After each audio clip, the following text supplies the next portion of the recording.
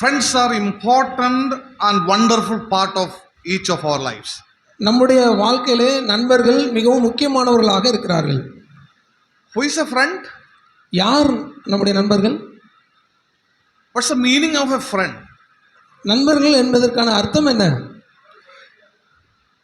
If you look at a dictionary, நீங்க dictionary பார்த்தீங்கன்னா Webster's dictionary is a famous dictionary.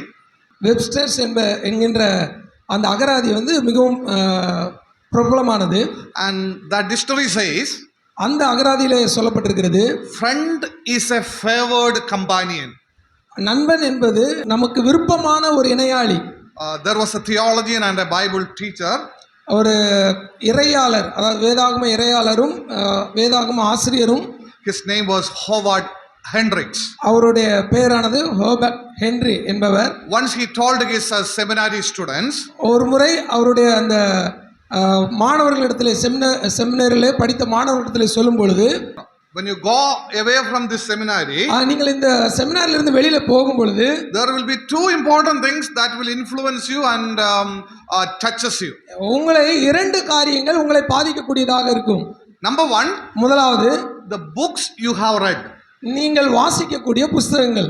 Number two, இரண்டாவது the friends you have made. நீங்கள் உங்களுக்கு இருக்கக்கூடிய நண்பர்கள். And then he added one more sentence. அதுக்கப்புறம் அவர் இன்னொரு காரியத்தை அவர் அதில் சேர்த்து கொண்டார். Choose both carefully. ரெண்டையுமே ரொம்ப கவனமா நீங்கள் தேர்ந்தெடுக்க வேண்டும். Right, the books that you read, choose it carefully.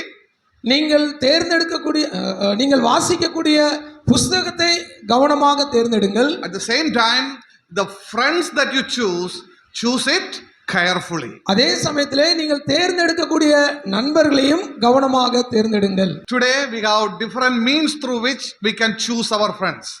இன்றைக்கு நாம் வெளியில அநேக நண்பர்களை நாம் தேர்ந்தெடுக்கிறோம் வித்தியாசமான நிலைமையில. Basically you have this Facebook, WhatsApp, right? So many other medias through which you can easily find and make so many friends.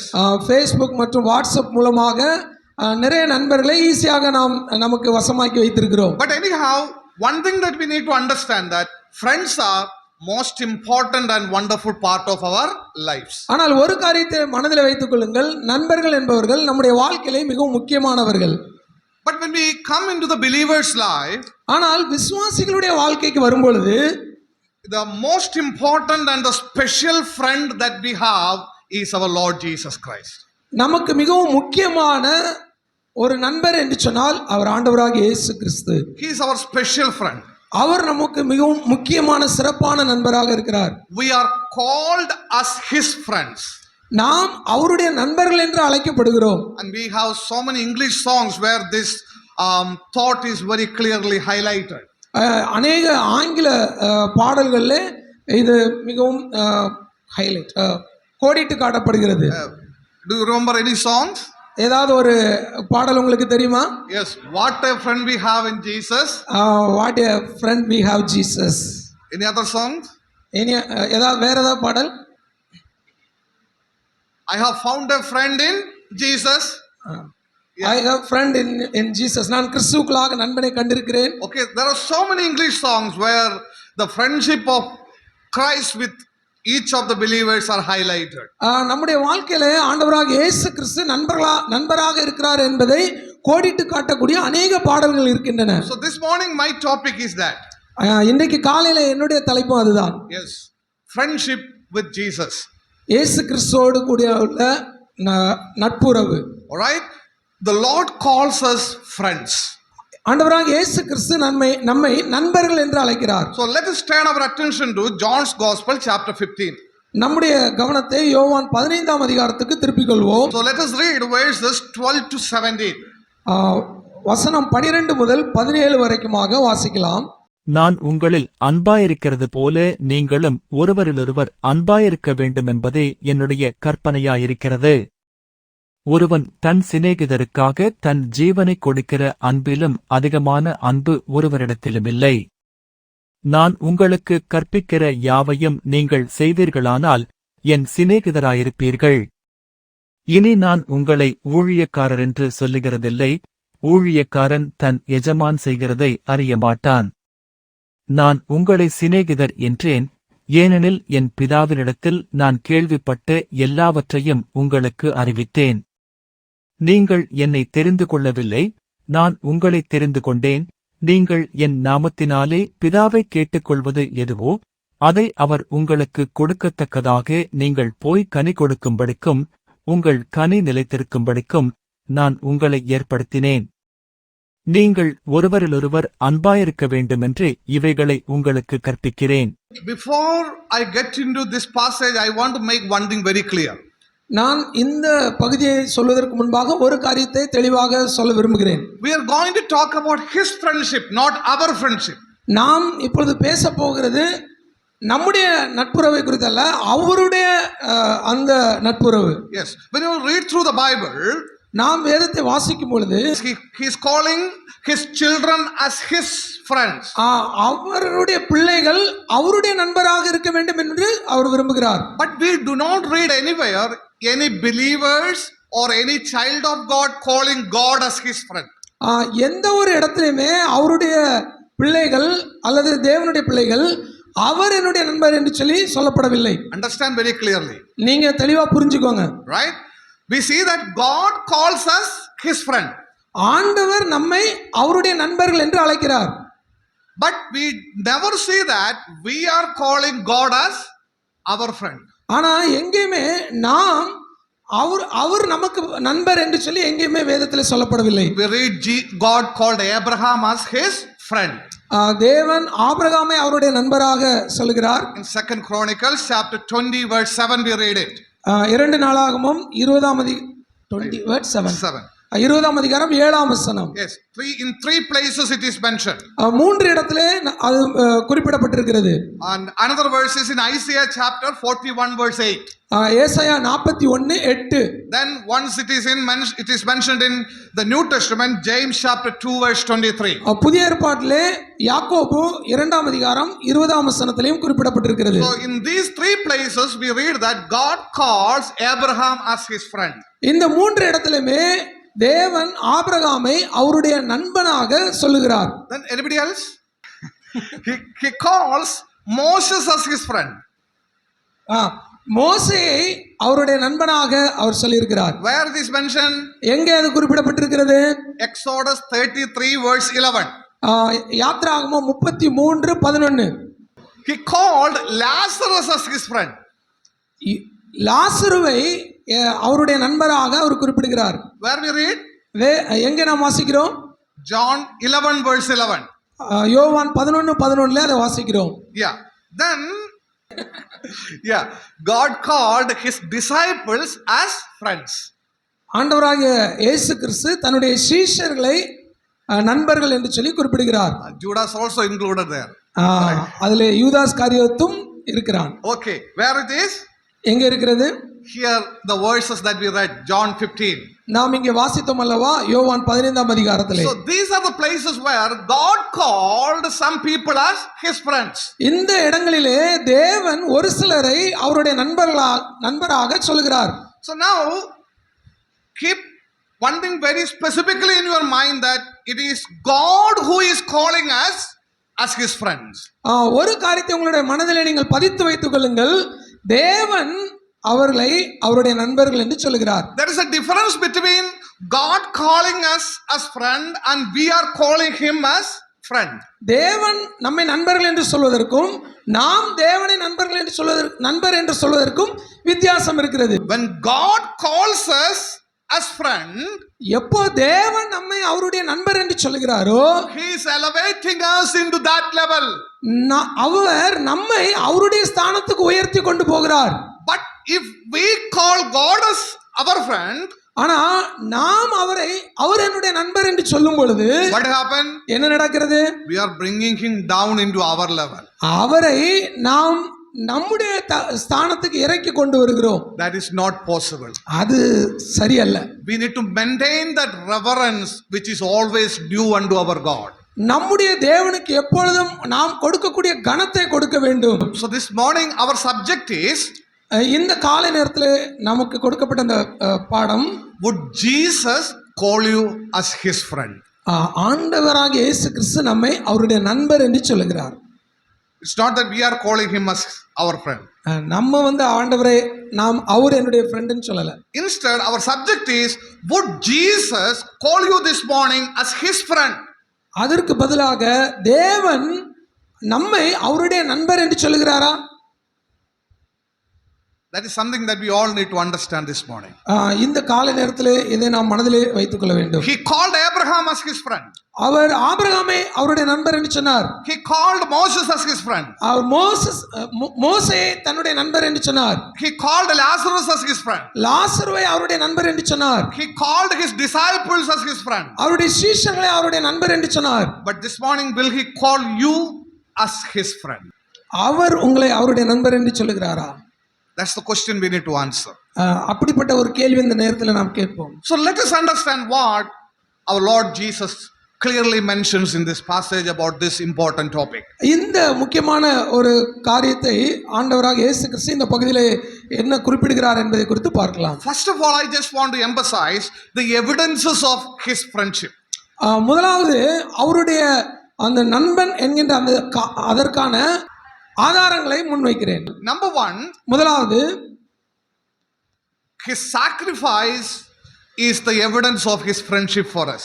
அவருடைய பலியானது அவர் நாம் அவருடைய நண்பர்கள் என்பதற்கான அடையாளமாக இருக்கிறது. In verse 13 we read, 13வது வசனத்தில் நாம் வாசிக்கிறோம், he laid down his life for each one of us voluntarily. நம் ஒவ்வொருவருக்காக அவர் தம்மையே தியாகமாக ஒப்பு கொடுத்தார். Now when we look at the death of our Lord Jesus Christ, ஆண்டவராக இயேசு கிறிஸ்துவினுடைய பலியை குறித்து பார்க்கும் பொழுது, it is not somebody murdered him. அவர் யாரோ கொலை செய்தார்கள் என்று அல்ல. It is not that somebody took his life away from him against his will. அவருடைய சித்தத்துக்கு விரோதமாக அவரை யாரோ எடுத்துட்டு போய் அவரை கொன்று போட்டார்கள் என்று அல்ல. Instead we read here, அதற்கு பதிலாக இங்கே நாம் வாசிக்கிறோம், he gave his life for us on the cross. சிலுவையிலே நமக்காக அவர் தன்னை பலியாக ஒப்பு கொடுத்தார். He willingly gave his life for us. அவர் தன்னுடைய விருப்பத்தோடு கூட அவர் தன்னுடைய ஜீவனை கொடுத்தார். And he is able to call us his friends only because he gave his life on the cross for each one of us. அவர் நம்மை அவருடைய நண்பர்கள் என்று சொல்வதற்கு முக்கியமான ஒரு ஆதாரம் என்ன என்று சொன்னால், அவர் நமக்காக உயிரையே கொடுத்திருக்கிறார். The relationship with me and God is made possible only because of his death on the cross of Calvary. அவருடைய சிலுவை மரணத்தின் மூலமாகத்தான் நமக்கும் அவருக்கும் இடையே உள்ள இந்த உறவானது ஏற்படுத்தப்பட்டிருக்கிறது. That is what we remembered this morning and worshipped him from the bottom of our hearts. அதைத்தான் இந்த காலை நேரத்திலே ஆராதனை நேரத்திலே நம்முடைய உள்ளத்தின் ஆழத்திலிருந்து நாம் அதை ஏறெடுத்தோம். Yes, the first evidence of God's friendship is seen in his sacrifice. முதல் அந்த தேவனுடைய அந்த நட்புறவு, நண்பன் என்கின்ற அந்த உறவிலே நாம் முதலாவது பார்க்கிற ஆதாரம் என்னவென்று சொன்னால், அவர் நமக்காக கொடுத்த அந்த ஜீவன். The second evidence of his friendship is, இரண்டாவது அந்த நண்பன் என்கின்ற அந்த நண்பன் என்பதற்கான ஆதாரம், his sharing of the truth with us. அவருடைய சத்தியத்தை நம்மோடு கூட பகிர்ந்து கொண்டிருக்கிறார். In verses 14 and 15, 14 மற்றும் 15 வசனத்திலே there we read that Christ shared the truth with each one of us. நாம் ஒவ்வொருவருக்கும் தேவன் அவருடைய அந்த சத்தியத்தை வெளிப்படுத்தி இருக்கிறார். He did not keep the truths away from us. அவர் சத்தியத்தை நம்மிடத்திலிருந்து ஒதுக்கி வைக்கவில்லை. He did not hide any of the truths from us. அவர் எந்த ஒரு சத்தியத்தையும் நமக்கு மறைத்து வைக்கவில்லை. And he taught us and revealed all the truths that we need to learn about the Father. நாம் தேவனிடத்திலிருந்து கற்றுக்கொள்ளக்கூடிய அனைத்து தேவையான அனைத்து சத்தியங்களையும் அவர் வெளிப்படுத்தி இருக்கிறார். So that is another blessing as a friends his children can enjoy. நாம் அவருடைய பிள்ளைகள் என்கின்ற நிலைமையிலே சந்தோஷப்படுவதற்கு இரண்டாவது ஒரு காரியமாக இது இருக்கிறது. He reveals God. அவர் தேவனை வெளிப்படுத்தினார். He shares the deepest secrets of God. தேவனுடைய ஆழமான சத்தியங்களை அவர் வெளிப்படுத்தினார். He is revealing the divine truth to each one of us. நாம் ஒவ்வொருவருக்கும் தேவனுடைய தெய்வீக சுபாவத்தை வெளிப்படுத்தினார். He holds nothing back from his friends. அவருடைய நண்பர்கள் என்ற முறையிலே அவர் எதையுமே அவர் பின் வைக்கவில்லை, Yes. மறைத்து வைக்கவில்லை. He doesn't hide anything from his friend. அவருடைய நண்பனுக்கு எதையுமே அவர் மறைத்து வைக்கவில்லை. That is another evidence of friendship.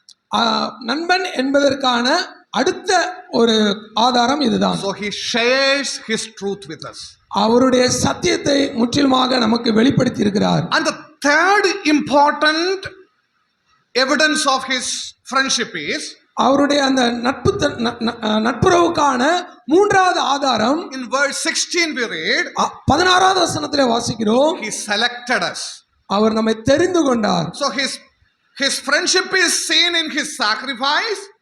அவருடைய நட்பு என்பது அவருடைய தியாகத்திலே வெளிப்படுகிறது. His friendship is seen in his sharing of the truth. அவருடைய நட்பு அந்த சத்தியத்தை வெளிப்படுத்துவதிலே காண்பிக்கப்படுகிறது. And number 3, his friendship is evident in his selection of each one of us. மூன்றாவது, நம் ஒவ்வொருவரையும் தேவன் தெரிந்தெடுத்தார் என்பதிலே அவருடைய அந்த நட்பானது வெளிப்படுத்தப்படுகிறது. In verse 16 we read that we are chosen by him. நாம் 16வது வசனத்திலே வாசிக்கிறோம், நாம் தேவனால் தெரிந்து கொள்ளப்பட்டிருக்கிறோம் என்று பார்க்கிறோம். So one thing that I want to make very clear this morning is, இந்த காலை நேரத்திலே ஒரு காரியத்தை மிகவும் தெளிவாக உங்களிடத்திலே சொல்ல விரும்புகிறேன். if you are saved, நீங்கள் ரட்சிக்கப்பட்டிருப்பீர்கள் என்று சொன்னால் it's only because he has chosen you. அவரால் தெரிந்து கொள்ளப்பட்டதனால் மாத்திரமே. It's only because he has chosen you. தேவனால் நீங்கள் தெரிந்து கொள்ளப்பட்டதனால் மாத்திரமே நீங்கள் ரட்சிக்கப்பட்டிருக்கிறீர்கள். If he has not chosen you, you will never have been saved. அவர் உங்களை தெரிந்து கொள்ளவில்லை என்று சொன்னால் நீங்கள் ரட்சிக்கப்பட மாட்டீர்கள். So the Bible makes it very clear that we are called and chosen unto salvation. வேதம் மிகவும் தெளிவாக சொல்லி இருக்கிறது, தேவன் நம்மை ரட்சிப்புக்கென்று தேர்ந்தெடுத்திருக்கிறார். Yes, we read that we were sinners, rebellious, enemies of God. நாம் தேவனுக்கு முன்பாக சத்துருக்களாக, பாவிகளாக, சத்துருக்களாக, துரோகிகளாக இருந்திருக்கிறோம். But God loved us. ஆனால் தேவன் நம்மை நேசித்தார். He called us unto himself. அவர் தம்மோடு கூட இருக்கும்படியாக அவர் அழைத்திருக்கிறார். He called us unto his salvation. அவர் ரட்சிப்புக்காக நம்மை அழைத்திருக்கிறார். Thank the Lord for such a friend we have in Jesus Christ. கிறிஸ்துவுக்குள்ளாக இப்படிப்பட்ட ஒரு நண்பனை நாம் பெற்றிருக்கிறோம். அதற்காக நாம் கர்த்தருக்கு நன்றி செலுத்துவோம். Yes, that friend took our place on the cross of Calvary and did everything for us. அந்த நண்பன் நம்முடைய பாவத்தை கல்வாரி சிலுவையிலே ஏற்றுக்கொண்டு நமக்காக மரித்தார். Yes, his evidences for his friendship is very clear in this passage. இந்த பகுதியிலே அவருடைய அந்த நட்பு மிகவும் தெளிவாக வெளிப்படுத்தப்பட்டிருக்கிறது. It's not that simply he calls us friend.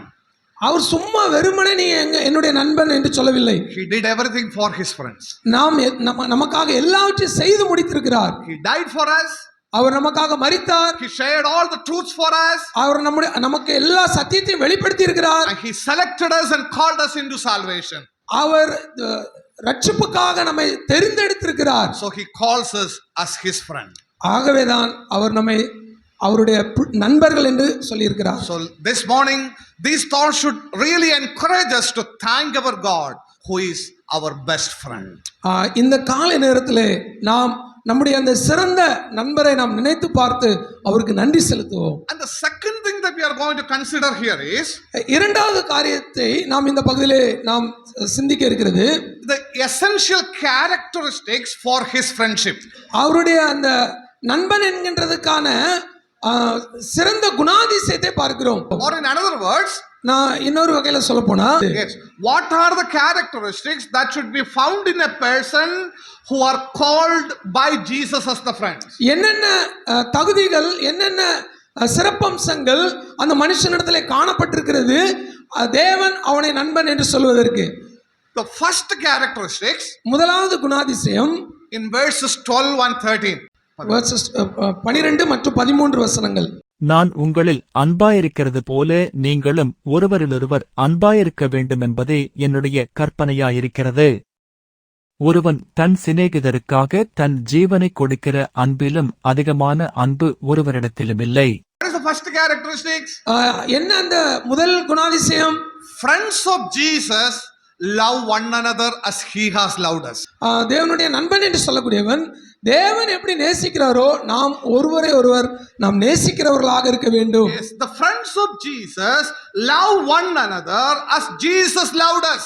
நாம் ஒவ்வொருவரும் தேவன் எப்படி நேசிக்கிறாரோ அதே போல நாம் நேசிக்கிறவர்களாக இருக்க வேண்டும். We know that this is the command that the Lord has given in the same night in the previous passages. இதுக்கு முந்தின பகுதியிலே முந்தின அதிகாரத்திலே சொல்லப்பட்ட அதே அந்த ராத்திரியிலே தான் இந்த கட்டளையானது அவர்களுக்கு கொடுக்கப்படுகிறது. So this command was already been given in chapter 13. ஏற்கனவே 13ஆம் அதிகாரத்திலே இந்த கட்டளை கொடுக்கப்பட்டிருக்கிறது. In verse 34 and 35 there the same command is given by our Lord Jesus Christ. 13ஆம் அதிகாரம் 34 35ஆம் வசனத்திலே இயேசு கிறிஸ்து இதே கட்டளை அங்கே கொடுத்திருக்கிறார். Now he is repeating that command in chapter 15. 15ஆம் அதிகாரத்திலே அதே கட்டளையை திரும்பவுமாக சொல்லுகிறார். Why is he repeating it? ஏன் அதை திரும்ப சொல்லுகிறார்? Repetition is the key of learning. Again and again when we say that, the people will learn it. நாம் திரும்ப திரும்ப சொல்லும் பொழுது அதுதான் நாம் கற்றுக்கொள்வதற்கான ஒரு திறவுகோலாக இருக்கிறது. Our Lord Jesus is the master teacher. நம்முடைய ஆண்டவராக இயேசு கிறிஸ்து ஆசிரியர்களுக்கெல்லாம் ஒரு ஆசிரியர், சிறந்த ஆசிரியர். He knows the rule very well. அவருக்கு விதிமுறைகள் எல்லாம் அவருக்கு நல்லா தெரியும். So he repeats it in a way that the disciples should learn this truth. அவர் இந்த விதிமுறைகளை சீஷர்கள் கற்றுக்கொள்ள வேண்டும் என்பதை அவர் விரும்பினார். Loving one another is a matter that is to be repeated and learned very specifically in their personal life. அவர்களுடைய தனிப்பட்ட வாழ்க்கையிலே ஒருவரை ஒருவர் நேசிக்க வேண்டும் என்பதை திரும்ப திரும்ப கற்றுக் கொடுக்க விரும்புகிறார். Just saying once may not make a person to love one another. சும்மா ஒரு வாட்டி சொல்றதுனால ஒருத்தர் நாம் நேசிக்க முடியாது. But it needs repetition. திரும்ப திரும்ப சொல்லிக்கிட்டே இருக்கணும். The person need to learn to love. அவர் கற்றுக்கொள்ளும்படியாக ஒருத்தரை நேசிப்பதற்கு அவர் கற்றுக்கொள்ளும்படியாக நாம் சொல்லிக் கொண்டிருக்க வேண்டும். Why? Because we all have the tendency towards selfishness. ஏனென்றால் நம் ஒவ்வொருவருக்குமே சுயநலம் இருக்கிறது. Isn't it? இல்லையா? Always we are tempted to think selfishly in our lives. நாம் ஒவ்வொருவரும் சுயநலமாக நமக்கென்ற காரியங்களை செய்வதற்கு நாம் முற்படுகிறோம். That is the reason why Jesus on that same night repeating the same truth so that his disciple must learn to love one another. அதனால தான் ஆண்டவராக இயேசு கிறிஸ்து அதே ராத்திரியிலே திரும்பவும் ஒருவருக்கு ஒருவர் நீங்கள் நேசிக்க வேண்டும் என்பதை திரும்பவுமாக அந்த கட்டளையை சொல்லுகிறார். He wants his disciples to understand that loving one another is not an optional matter for a follower of the Lord Jesus. ஆண்டவராக இயேசு கிறிஸ்துவை பின்பற்றுகிறவன் ஒருவரை நேசிக்க வேண்டும் என்பது ஒரு ஆப்ஷனல், வேணும்னா செய்யலாம் இல்லைன்னா விட்டுரு என்பது அல்ல. இந்த அவர் சொல்வது it's a must. இது கட்டளை, இது கட்டாயம் செய்ய வேண்டும். If you are a follower of the Lord Jesus Christ, நீங்கள் ஆண்டவராக இயேசு கிறிஸ்துவை பின்பற்றுவீர்களானால் it is must that you must love one another. நீங்கள் ஒருவரை ஒருவர் கட்டாயம் நேசிக்க வேண்டும். Now as we look at loving one another, இப்போ ஒருவரை ஒருவர் நேசிக்க வேண்டும் என்பதை நீங்கள் பார்ப்பீங்கன்னா I just want to highlight 3 important lessons there. இதுல ஒரு 3 முக்கியமான காரியங்களை நான் கோடிட்டு காட்ட விரும்புகிறேன். Number 1, முதலாவது, his love is the supreme standard of our love one another. நாம் ஒருவரை ஒருவர் நேசிக்க வேண்டும் என்பதற்கு ஒரு சிறந்த ஒரு உதாரணமாக அது இருக்கிறது. Jesus repeats one thing very specifically. இங்கே ஒரு காரியத்தை திரும்பவுமாக ஆண்டவர் குறிப்பிட்டு சொல்கிறார். What is that? என்னது? Just I have loved you. நான் உங்களிடத்தில் அன்பு கூறுவது போல. Just as I have loved you. நான் உங்களை நேசிக்கிறது போல. His love is something that is manifested on the cross of Calvary. தேவனுடைய அன்பானது கல்வாரி சிலுவையில் அங்கே வெளிப்படுத்தப்பட்டது. The most vivid manifestation of the love of Christ is on the cross. தேவனுடைய அன்பானது கல்வாரி சிலுவையிலே அங்கே வெளிப்படுத்தப்பட்டிருக்கிறது. He offered himself as a sacrifice on the cross of Calvary. தம்மை தாமே தியாக பலியாக அங்கே ஒப்பு கொடுத்து வெளிப்படுத்தினார். He gave his life as a sacrifice for our sins. நம்முடைய பாவங்களுக்காக அவர் அங்கே கல்வாரி சிலுவையிலே மரித்தார். So as we look at the cross of Calvary, இந்த கல்வாரி சிலுவை நாம் பார்க்கும் பொழுது we will be able to define the love of Christ. நாம் இந்த கிறிஸ்துவனுடைய அன்பை வெளிப்படுத்துவதற்கு நாம் ஆயத்தமாக இருக்கிறோம். So how we can define the love of Christ? நாம் எப்படி இந்த கிறிஸ்துவின் அன்பை விளக்க முடியும்? What is the definition of the love of Christ? இந்த கிறிஸ்துவின் அன்புக்கு நாம் எப்படி இந்த விளக்கத்தை கொடுக்க முடியும்? The cross tells us. அந்த சிலுவை சொல்லுகிறது. What the cross tells us? அந்த சிலுவை நமக்கு என்ன சொல்லுகிறது? Christ's love is a self-sacrificing, caring commitment that looks for the well-being of others. தேவனுடைய அன்பானது அவர் மற்றவர்களுக்காக கரிசனை உள்ளவராக அவர் நமக்காக அங்கே சிலுவையில மரித்ததை அங்கே வெளிப்படுத்துகிறது. It's a self-sacrificing love. அவர் தன்னையே ஒப்பு கொடுத்தார். It's a caring love. அவர் அங்கே கரிசனை உள்ள ஒரு அன்பாக இருக்கிறது. It's a love that seeks the highest good of the person who is loved. அன்பு அவர் செலுத்தக்கூடிய அந்த அன்பு நிமித்தமாக அவர் எப்படிப்பட்டவர் என்பதை அது வெளிப்படுத்தக்கூடியதாக இருக்கிறது. When God loves you, எப்போ ஆண்டவர் உங்களை நேசிக்கிறாரோ he is seeking your good. தேவன் உங்களிடத்தில் இருக்கக்கூடிய நன்மையை பார்க்கிறார். Your highest good. உங்களுடைய அந்த மேன்மையான குணாதிசயம். He is not thinking about himself. அவர் தன்னுடைய நன்மையை குறித்து அவர் பார்க்கல. But he is thinking about your good. அவர் உங்களுடைய நன்மையை குறித்து பார்க்கிறார். He is thinking about the highest good of each one of you. நம்மிடத்திலே காணப்படக்கூடிய ஒவ்வொரு மிக உன்னதமான குணாதிசயத்தை அவர் பார்க்கிறார். That is his love. அதுதான் அவருடைய அன்பு. Okay. So this is a self-sacrificing love. அது சுயநலமற்ற அன்பு. This is a caring love. அது கரிசனையுள்ள அன்பு. This is a love that seeks your highest good. அவர் உங்களிடத்திலே காணப்பட்ட அந்த மேலான ஒரு குணாதிசயத்தை காட்டுகிற ஒரு அன்பாக இருக்கிறது. So what is Christ's love? தேவனுடைய அன்பு என்ன? Self-sacrificing love. சுயநலமற்ற அன்பு. His love is the standard for loving one another. நாம் ஒருவரை ஒருவர் நேசிக்க வேண்டும் என்கின்ற அந்த நிலைப்பாட்டுக்கு அவர் அங்கு அந்த அன்பை காட்டியிருக்கிறார். And the second thing that we need to understand, இரண்டாவது நாம் அறிந்து கொள்ள வேண்டிய காரியம், we can love one another only when we abide in the love of Christ. நாம் தேவனுடைய அன்பிலே நிலைத்திருக்கும் போது மாத்திரம்தான் நாம் ஒருவரை ஒருவர் அன்பு செலுத்த முடியும். Look at chapter 15 verse 9. 15வது அதிகாரம் 9ஆம் வசனத்தை பாருங்கள். பிதா என்னில் அன்பாயிருக்கிறது போல நானும் உங்களில் அன்பாயிருக்கிறேன், என்னுடைய அன்பிலே நிலைத்திருங்கள். Yes, there we read that we need to abide in the love of Jesus Christ. இங்கே நாம் வாசிக்கிறோம் அவருடைய அன்பிலே நாம் நிலைத்திருக்க வேண்டும் என்று பார்க்கிறோம். And our Lord Jesus makes it very specific here. இங்கே நம்முடைய ஆண்டவராகிய இயேசு கிறிஸ்து மிக குறிப்பிட்டு சொல்கிறார், just as the Father loved me, I have also loved you. பிதாவானவர் எப்படி நேசித்தாரோ அதே போல நான் உங்களிடத்திலே அன்பா இருக்கிறேன். Therefore you must abide in my love. ஆகவே நீங்களும் என்னுடைய அன்பிலே நிலைத்திருங்கள். So abiding in the love of Jesus Christ is the key to love one another in our earthly life.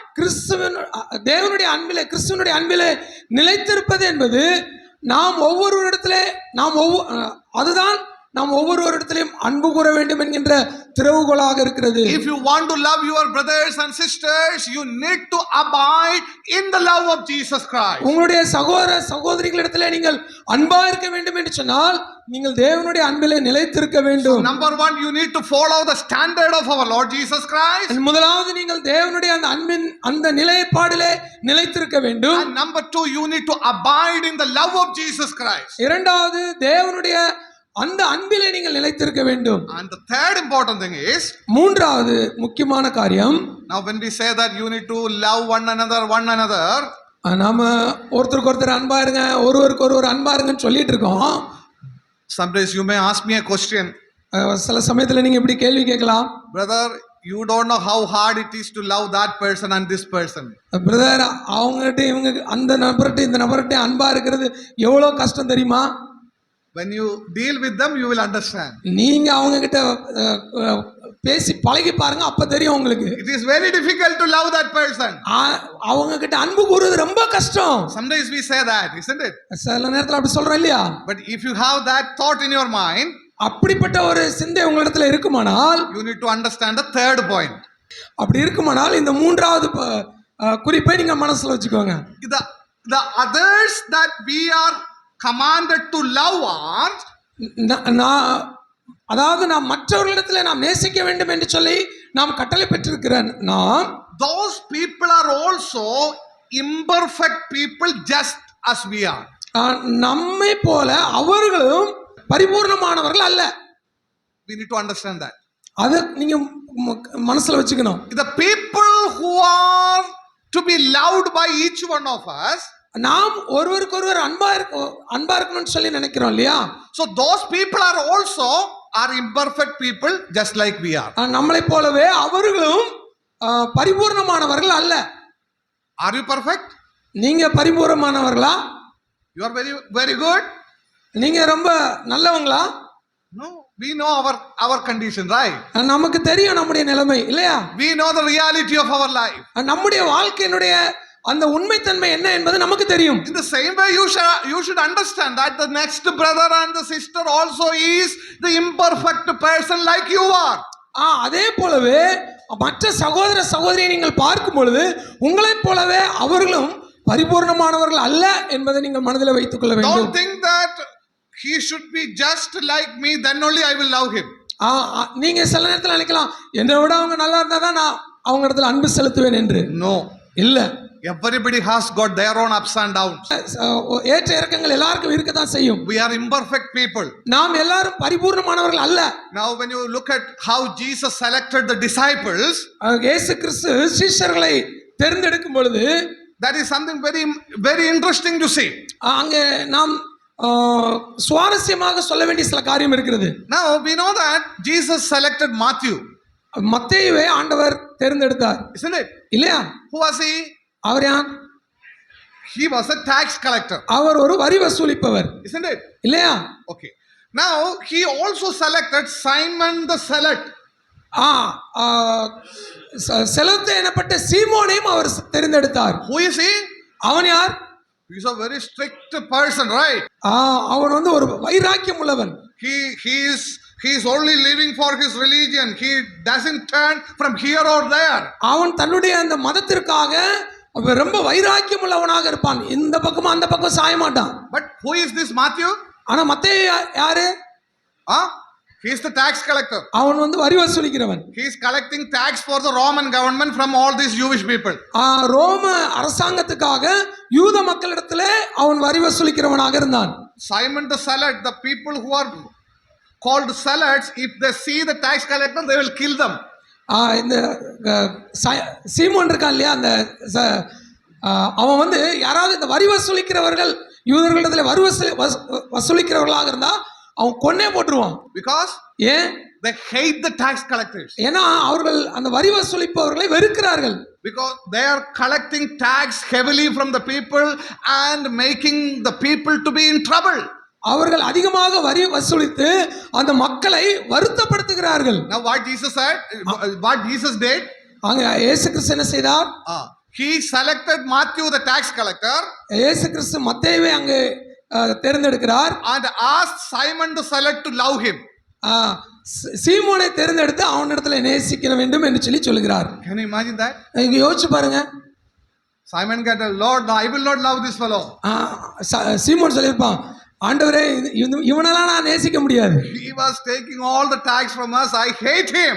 இவன் எங்க கிட்ட இருந்து எல்லா வரியும் வசூலிக்கிறான், பணத்தை எடுத்துக்கொள்கிறான், நான் இவனை வெறுக்கிறேன். If he comes into our company, I am going away. I will not be your disciple. நம்ம கூட்டாளியோடு இவன் சேர்ந்துட்டானா நான் அவங்க கூட வர மாட்டேன், நான் வெளியே போயிடுறேன். That is what we say, isn't it? அப்படிதான் நம்ம சொல்றோம் இல்லையா? Jesus selected both from different contexts and said, love one another. வெவ்வேறு இடத்துல இருந்து மக்களை தேர்ந்தெடுத்து ஒன்றாய் சேர்த்து ஒருத்தருக்கு ஒருத்தர் நீங்க லவ் நேசியுங்கள் என்று சொல்லி சொல்கிறார். That is what the Lord is doing today also.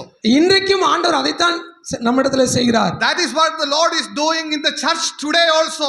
இன்றைக்கும் சபையிலே தேவன் அதைத்தான் செய்து கொண்டிருக்கிறார். Jesus is selecting some people whom you will never pick. நீங்க தேர்ந்தெடுக்காதவர்களை தேவன் அங்கே தேர்ந்தெடுக்கிறார். And bring into your church and ask you to love them. அவங்களை இங்க சபையில கொண்டு வந்து நீ அவர்களிடத்தில் அன்பு கூர் என்று சொல்கிறார். Can you imagine that? அதை நீங்க கொஞ்சம் கற்பனை செய்து பார்க்க முடிகிறதா? You may not pick that person. நீங்க அவர்களை தெரிந்து கொண்டு வரல. But God picks that person and brings into your midst and say, you love them. ஆண்டவர் அவர்களை கொண்டு வந்து இங்க வச்சு நீங்க அவர்களிடத்தில் அன்பு கூறுங்கள் என்று சொல்கிறார். You don't like that neighbor. நீங்க உங்களுடைய அயலாகத்தாரை நீங்க விரும்புறது இல்ல. He's a very dangerous person. அவர் ரொம்ப பயங்கரமானவர். But one day God will save him and bring here and ask you to love him. ஒரு நாள் அந்த மனுஷனை ஆண்டவர் ரட்சித்து சபையில கொண்டு வந்து நீ அவனை நேசித்து அவனிடத்தில் அன்பு கூறு என்று சொல்வார். Yes, that is what the Lord is doing. அதுதான் ஆண்டவர் செய்கிற காரியம். Are you really loving one another? நாம் ஒருவரை ஒருவர் உண்மையாகவே நாம் நேசிக்கிறோமா? Whoever they are, யாராக இருந்தாலும் சரி, it is your responsibility that you should love them. அவர்கள் யாராக இருந்தாலும் சரி, நீங்கள் அவர்களை நேசிக்க வேண்டியது உங்களுடைய பொறுப்பாக இருக்கிறது. One more thing I want to make very clear here. ஒரு காரியத்தை இந்த இடத்துல நான் தெளிவுபடுத்த விரும்புகிறேன். Sometimes you may not like that person. சில சமயங்கள்ல நீங்க அவங்களை விரும்பாம இருக்கலாம். But you should love that person. ஆனால் நீங்கள் அவர்களை நேசிக்க வேண்டும். Loving and liking both are different. நேசிப்பதும் விரும்புகிறதும் ரெண்டுமே வித்தியாசம். So sometimes you may not like that person who is sitting next to you. உங்களுக்கு பக்கத்துல இருக்கிற சகோதரனையோ சகோதரியோ ஒருவேளை நீங்கள் விரும்பாமல் இருக்கலாம். But ஆனால் you should sacrifice your selfishness and you should do whatever you can do for that brother to grow in the Lord and to become like our Lord Jesus Christ. ஆனால் அப்படிப்பட்ட அந்த நபருக்காக உங்களுடைய சுயத்தை வெறுத்து கிறிஸ்துவனுடைய அந்த பரிபூர்ணத்துக்கு நேராக அவரை எந்த அளவுக்கு கொண்டு வர முடியுமோ அந்த அளவுக்கு அவர்களை நீங்கள் கொண்டு வருவதற்கு முயற்சிக்க வேண்டும். That is what love. அதுதான் அன்பு. You may not like him. நீங்க அவங்களை விரும்பாம இருக்கலாம். But because you love him, you sacrifice your selfishness and care for the good of that brother and bringing him into the image of our Lord Jesus Christ.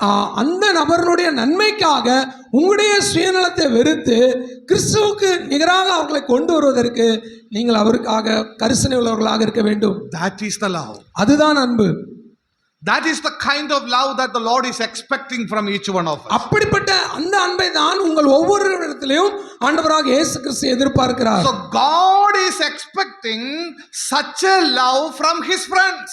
அப்படிப்பட்ட அந்த ஒரு அன்பை தான் அவருடைய நண்பர்களிடத்திலே ஆண்டவர் எதிர்பார்க்கிறார். Or in another words I would say that his friends will manifest this kind of love that the Lord has manifested. இன்னொரு விதத்திலே சொல்ல வேண்டும் என்று சொன்னால் அவருடைய நண்பர்கள் இப்படிப்பட்ட அன்பை தேவன் எப்படி வெளிப்படுத்தினாரோ அதே போல நாம் வெளிப்படுத்த வேண்டும். If this love is not there in you, அப்படிப்பட்ட அன்பு உங்களிடத்துல இல்லை என்று சொன்னால் God cannot call you as his friend today. ஆண்டவர் உங்களை இந்த நாளிலே அவருடைய நண்பர் என்று சொல்லி சொல்ல மாட்டார். Is it clear? தெளிவா இருக்கா? If this kind of love is not there in your life, இப்படிப்பட்ட அன்பு உங்களிடத்துல இல்லை என்று சொன்னால் God cannot call you as his friend. அவர் உங்களை அவருடைய நண்பர் என்று சொல்லி அழைக்க மாட்டார். So it's a serious thing. இது ஒரு ரொம்ப சீரியஸான விஷயம். If God is not calling you as his friend, ஆண்டவர் உங்களை அவருடைய நண்பர் என்று சொல்லி அழைக்கவில்லை என்று சொன்னால் there are certain areas where you need to correct in your lives. உங்களுடைய வாழ்க்கையில ஏதோ ஒரு இடத்துல நீங்கள் சரி செய்ய வேண்டிய காரியம் இருக்கிறது. So the question that I asked you in the morning is, இந்த காலை நேரத்தில் உங்களிடத்துல கேட்கக்கூடிய நான் கேட்கிற கேள்வி, would Jesus call you as his friend? ஆண்டவராக இயேசு கிறிஸ்து உங்களை அவருடைய நண்பர் என்று அழைக்கிறாரா? If you are not able to love one another as Jesus loved, இயேசு கிறிஸ்து நேசித்தது போல நீங்கள் ஒருவரை ஒருவர் நேசிக்கவில்லை என்று சொன்னால் Jesus will not call you as his friend this morning. இந்த காலை நேரத்தில் நான் சொல்கிறேன், ஆண்டவராக இயேசு கிறிஸ்து அவருடைய நண்பர் என்று சொல்லி அவர் உங்களை அழைக்க மாட்டார். So dear brothers and sisters, let us consider ourselves very seriously in the presence of the Lord. தேவனுடைய சமூகத்திலே எனக்கு அருமையான சகோதரனே சகோதரியே, நாம் நம்மை நாமே சோதித்து பார்ப்போம். What's the condition of our love? நம்முடைய வாழ்க்கையினுடைய நிலை என்ன? Do we really love in a manner that the Lord is expecting from us? தேவன் நம்மிடத்தில் எதிர்பார்க்கக்கூடிய அப்படிப்பட்ட அந்த அன்பை நாம் வெளிப்படுத்துகிறோமா? It's not just saying with mouth, yes, we love one another. நான் சும்மா உதட்டளவில் நான் உங்களை நேசிக்கிறேன் அப்படின்னு சொல்ற அப்படிப்பட்ட அந்த அன்பு அல்ல. We need to learn to love just like Jesus loved us. தேவன் எப்படி நேசித்தாரோ அப்படிப்பட்ட அந்த அன்பை நாம் கற்றுக்கொள்ள வேண்டும். The sacrificial love, சுயநலமற்ற அன்பு, self-sacrificing love, தன்னைத்தானே ஒப்பு கொடுத்த அன்பு, the caring love, கரிசனையுள்ள அன்பு, the love which is interested in the good of others. நாம் மற்றவர்களுக்காக நாம் அவர்களுடைய நன்மைக்காக நாம் தேடக்கூடிய அந்த அன்பு. Do we have such a love in our lives? அப்படிப்பட்ட அந்த அன்பு நம்மிடத்தில் இருக்கிறதா? Are we working together by sacrificing our own selfishness so that others would grow in the Lord according to the stature of our Lord Jesus Christ? கர்த்தராகிய இயேசு கிறிஸ்துவுடைய அந்த நிலைமைக்கு நேராக அவர்களை நாம் கொண்டு வர வேண்டும் என்பதற்காக நாம் ஒருங்கிணைந்தவர்களாக இந்த காரியங்களை நாம் செயல்படுத்துகிறோமா? Whether you like them or not, அவர்களை நீங்கள் விரும்புகிறீர்களோ இல்லையோ, but you need to love them. நீங்கள் அவர்களை நேசிக்க வேண்டும். You need to help them அவர்களுக்கு உதவி செய்ய வேண்டும். so that they may grow day by day just like our Lord Jesus Christ. அப்பொழுதுதான் அவர்கள் ஒவ்வொரு நாளும் அவர்கள் கிறிஸ்துவை போல வளருவதற்கு உதவியாக இருக்க முடியும். So this morning let us consider our life. இந்த காலை நேரத்தில் நாம் நம்முடைய வாழ்க்கையை நாம் நிதானித்து பார்ப்போம். Let us evaluate how is my love today. இன்றைக்கு இந்த காலை நேரத்தில் என்னுடைய அன்பு எப்படி இருக்கிறது என்பதை நம்மை நாமே நிதானித்து பார்ப்போம். So this should be a day in which we need to really think about how are we manifesting our love for one another. நாம் ஒருவருக்கொருவர் நேசிக்க வேண்டும் என்கின்ற அந்த ஒரு காரியத்தை இந்த காலை நேரத்தில் நான் எப்படி வெளிப்படுத்துகிறேன் என்பதை நாம் உணர்ந்து கொள்வோம். If this is the love that is not there in you, God cannot call you as his friend.